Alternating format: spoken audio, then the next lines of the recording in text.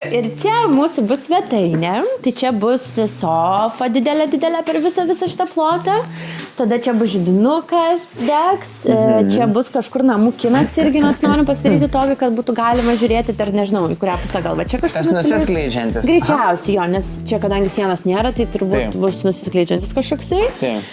Ir čia šita erdvė man labiausiai yra neaišku, kaip čia turi apsišviesti, nes ar čia turi būti keli kabantis kažkokie nuo to antro aukšto aš visiškai irgi nesuprantu, nes aš techniškai iš tikrųjų nesuprantu.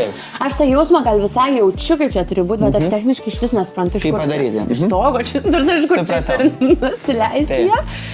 Tai šitą erdvė irgi labai faina, kažkur čia bus pietų stalas irgi didelis ir čia bus mūsų virtuvė. U-formas tokia, per visą tokią erdvę, nes irgi norėjusi kažkaip, kad virtuvė būtų ir atskirai, ir kartu nebūtų aišku durų jokių, žinai, kad čia čilinis su žmonėm, su draugais, ten terasui kažkur, čia bus durų, žodžiu, kad gali išeiti ir kad čia galėčiau per visą savo stalviršį daug gaminti, nes man labai patinka gaminti.